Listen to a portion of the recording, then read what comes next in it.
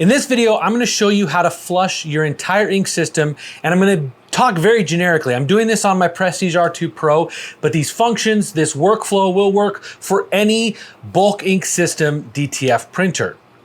Now, there might be a couple different reasons why you want to flush your ink system. You might be prepping it to sell or ship to somebody else's used system. You want to flush out the whole thing. However, more commonly, I think, is going to be if you want to change your ink. That's what I'm doing today. I'm currently using the Color Prime ink from DTF Station, but they've just released their Color Prime Chroma ink. I want to flush out the whole system and put this in and test it out. Now, one of the biggest reasons you want to flush the whole system when you try a new ink is a function called chemical clogging. Basically what happens is with some inks, they react poorly with each other and create little particles in it that will clog your printhead. How do I know this?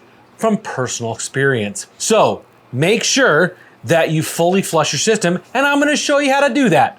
Some of the tools you're going to need are distilled water, some kind of cleaning solution, some rubber gloves to not make a mess all over your hands, potentially some tools like a Phillips head or an Allen key, depending on what kind of parts you have to remove for your system, some foam swabs for cleaning up, because you do want to clean up down in the capping station area. You'll also need at least one, possibly a few syringes. I would also recommend having some spare parts on hand, whether it's some filters like those little disc filters or the bulb filters. I would also encourage you to have fresh dampers potentially. A lot of times I can flush to where the dampers are clean, but sometimes it's just easier to completely swap out all of your dampers with the new ink. So let's get started. We're gonna start by removing the old ink. Now, I have a little bit of extra ink tubing, so I just put that on the syringe. It's gonna allow me to drop the syringe or the hose all the way in, and we're just gonna syringe it out one at a time. There are some other systems where you might have a valve right at the end that's easy to drain from. This particular smaller machine, it's just as easy to syringe it out like this. And the point here is we just wanna remove as much of the excess ink as possible. You also may want to lay some paper towels down around just to help keep drips from making any kind of a mess. If you have the ability to remove a panel to help it tilt a little bit better, sometimes that helps. I didn't give myself a whole lot of extra room, but that's okay. Just a little bit will help some. Tilt this forward to kind of try to get a little bit more out. Oh, there we go. Even just that little lean helped a lot. All right, let's move on to the next one. Now, I'm not worried too much about cross-contamination because I'm removing all of this ink out of here and I'm gonna rinse it in a little bit, so I'm not too concerned. And I'm not using this ink again, so I'm not worried about contaminating the bottles. Now, this is a very tedious process. It would be easier if you could remove the bottles fully to rinse and clean them out, but not everybody has that opportunity, so I'm showing you the hard way. I'm gonna show you down inside these tanks to kind of see what they look like when it's basically emptied out. Now, I did have a spill at one point, so there's some white under the black ink tank. One of the things that I would suggest is this is a great opportunity to clean things up. Like if you've made a mess at some point, massive opportunity to clean. Now, I'm gonna show you guys a little hack that I like to do. Basically what I do is I try to use the white ink circulation pump to pump out all of the extra ink. Now, sometimes it's real easy to access. In this one, I've got to take off a couple extra little panel pieces. So I'm gonna grab a waste container here, and I'm gonna go in here and I'm gonna try to remove this. Now, probably wanna throw a few paper towels in here just to catch anything that might come out. Once again, if your ink tanks are exposed, this process will be much easier. Just trying to reduce my mess as much as possible. And I'm actually gonna turn off my machine so it doesn't automatically circulate while I'm trying to pull this off. Sometimes it'll come off real easy and sometimes it takes a bit of convincing. If you cannot get your line off of the nipple, which is often the case, I'm just gonna go in here and cut it, and I'll remove that extra off the nipple and just put a fresh, like put the line back on there clean and fresh. So, all right, sweet. So I'm gonna put this in the waste bucket, and I'm going to turn on my machine, which should automatically activate the recirculation pump. There it goes. You can see it's pumping it out right now. If you have the ability to run a little bit stronger pump cycle, do that. It'll pump more of the ink. But this is just an automatic way of removing all of the white ink from the system. Let's see what that looks like. You can see the mixer down there. The hole is at the front, and we're kind of below that level right now. And there's also kind of some sludge buildup in the bottom, which is not surprising with how little I print that there is some sludge buildup in the bottom. So I'm gonna take my distilled water and I'm gonna pour some in there to dilute down the stuff that's in there. And then I'm gonna take this milk frother, which is crazy, but this is gonna mix up kind of what's there at the bottom and hopefully kind of kick up that sludge so I totally clean it up. The other thing you do is just remove the tank altogether and rinse it out. That is also a very viable option, but a little harder for me because this is all kind of integrated here. So I'm gonna turn it off and turn it back on again to activate that pump, and we'll pump some more out of it. So I actually increased the circulation pump, so we should be pumping a little bit more through. I just want to show you kind of what's going on inside of there. So it looks like most of the sludge is gone. I'm going to pour a little more water in there to clean it out. I'm going to kind of do the same thing in each one of these. I want to get it fairly clean.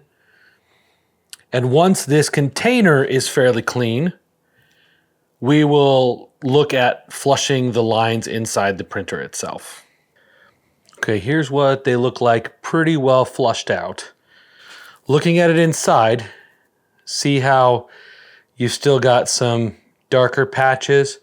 The best way that I have found to address this is to get some mostly clean, almost 100% clean water.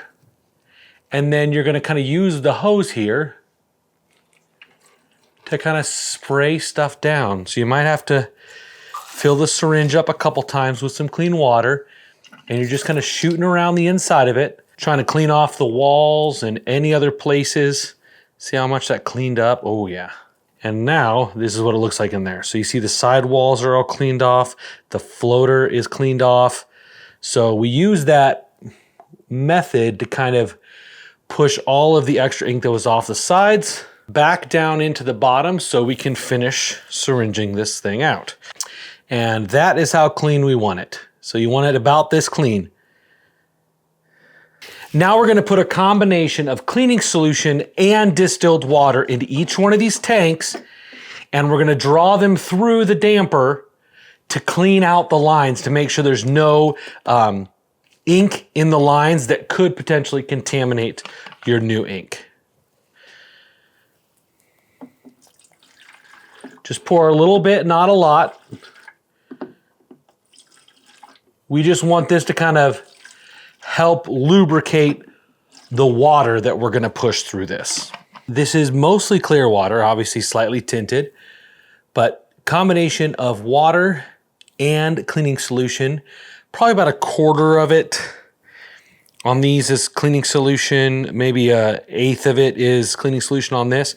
But now we're gonna go to the front and we're gonna draw the ink out through the dampers to clean the lines all the way through to the dampers. I'm not turning on my machine, so I'm gonna manually lower the capping station. And right now is when it's really important that you make sure your environment is at the right humidity level. Otherwise, your printhead could dry out while you're doing all of this work. I will address cleaning the capping station here in a little bit, but right now let's just draw our ink out.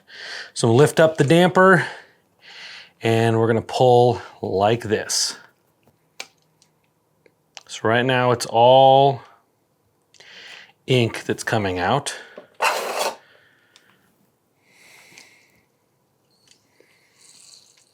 Okay, now it's starting to pull something else,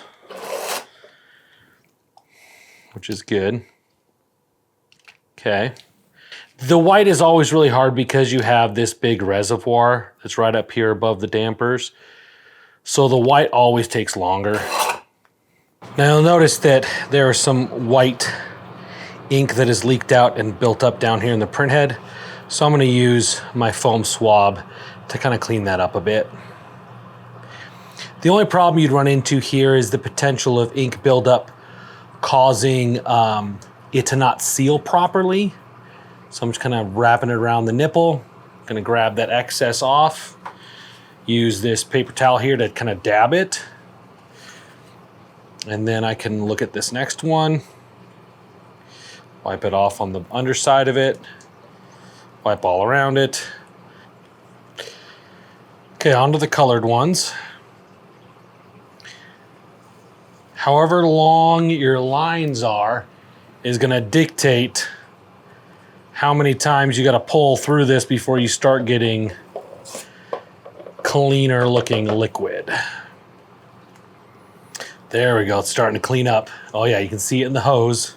See if we can get it to pull clear. And then I just need to make sure I get all of the liquid out of the line. And now we just rinse and repeat.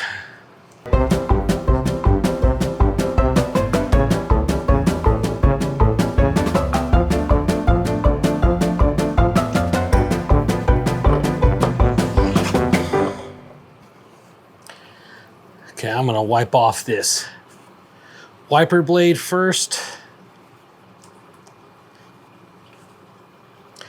I'm gonna take it apart and clean it later, but wipe that off, get some cleaner, and make sure it's nice and clean because we're about to use this a whole lot as we get this thing ready to go. Also gonna just real quick clean around the top of this capping station because you need to make sure you've got a nice seal around the top of the capping station because here in a minute we're actually going to use our pumps to suck our ink through. Let's actually turn it on and let it recenter itself. Make sure my recirculation line is not sticking out. And here's what the lines and dampers are looking like. You got your black, yellow, cyan, magenta. All of your whites were very, very clean. And then actually, if you look at the lines in the back, that line that has white, that's from the capping station pump. But everything else is pretty darn clean. All right, we're gonna keep all of our paper towels here in case we make more of a mess. I've got my new ink here.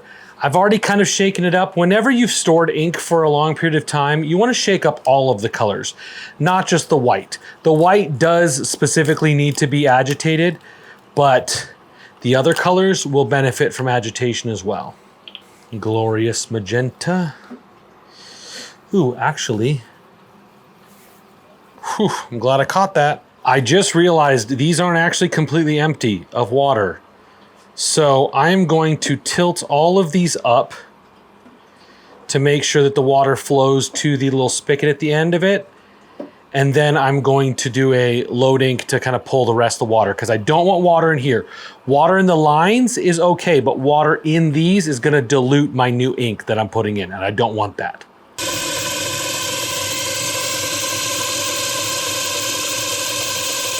Okay, I'm gonna go back to the syringe method to get the last little bits out because I really don't want anything in here to dilute my ink colors. All right, I am finally happy with that. That looks great. Empty, very clean, fabulous. These smell a little different. I know I'm weird, I smell ink. It's actually one of the ways I can tell who the manufacturer is sometimes because so many are just relabeled, I can usually tell from the smell who the manufacturer is. Interesting. This smells like the other stuff. The magenta smelled very different. I wonder if they've not done much of a change to the yellow formulation. I don't know.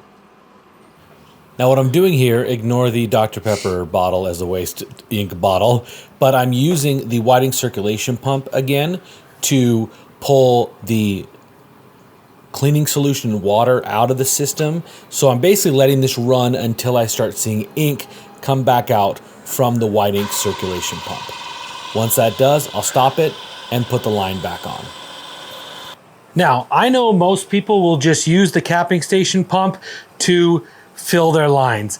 I don't like doing that because I feel like it puts a little bit too much strain on the printhead more than is necessary, and some of these will fill up quicker than others. So I actually prefer to manually prime my dampers.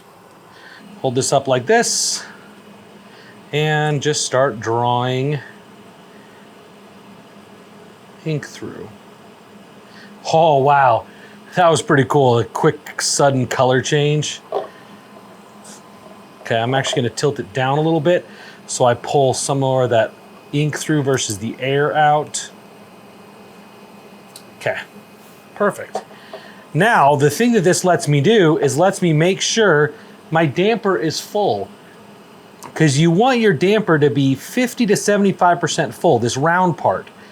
So this allows me to make sure that it is at that point. There's always gonna be a little air bubble in there. That's totally normal. But I'm gonna get it that full. That way when I start running this sucker, we've got full ink right from the get-go. No questions or issues. And then when you're putting these back in, just make sure you're careful not to press the sides of the damper, because that will cause it to spit a little bit of ink out. And my ribbon cables are sealed, but if you don't have any type of sealant around your ribbon cables, do not do this with the printer on, like turn it off. And we're gonna do the white as well. This is mostly just to get them full. They already have ink all the way to here, so we're just gonna kind of top them off is what we're doing. Okay, so I'm gonna do a fill ink, and what I'm looking for is the colors to come out, all of the colors. So the white, and then I'm waiting for the colors to turn black. That means there's ink running through the printhead. I can see it coming down the line. Beautiful. I don't see any white yet. There's the white. Awesome. And then I'll let it run for a couple more seconds, maybe 5 or 10 seconds. And then I'm going to stop it. Okay, let's do a head cleaning. Let's do a medium head cleaning. There we go. While it's doing that, I'm gonna watch from below just to make sure that everything looks good on that underside. All right, now let's see what happens. Now, looks like I need to do some cleanup here on this as well, but for now, let's just check and see what our nozzle check looks like.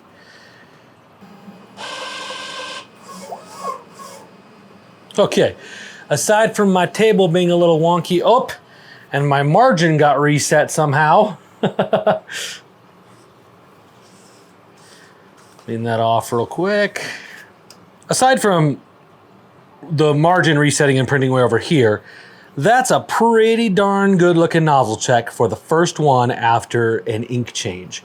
We have some nozzles missing here, but that's likely air in the lines. We're gonna do some things to clean that up. Let's do one more normal clean, medium clean, and see what that looks like.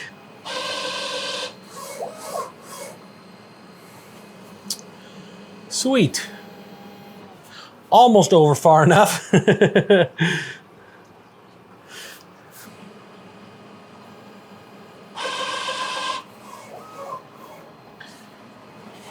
Don't mind these stripes, I just cleaned off my rollers. We still have a few missing nozzles, but that again is kind of to be expected when we've done an entire ink swap. Got a little bit of some blue penetrating in here. It's possible I might need a new damper if I continue to see that. But what I'm going to do, and what I recommend most people do, is once they do their swap out, let the system sit for a little while. A couple hours would be, in my opinion, the best bet, because there's a lot of extra air in this system and it needs a place to get out. It needs an opportunity to work its way out. Now remember, a clean printer is a happy printer. I cannot tell you how many systems I've worked on. When it was clean, it worked well. When it was dirty, I fought with it. So take this as an opportunity to clean everything real good, real deep. If you have any questions about this process or issues that you run into, feel free to comment below, or you can honestly send me an email and I'll do my best to respond pretty quickly. Thank you so much for watching, and we'll see you next time.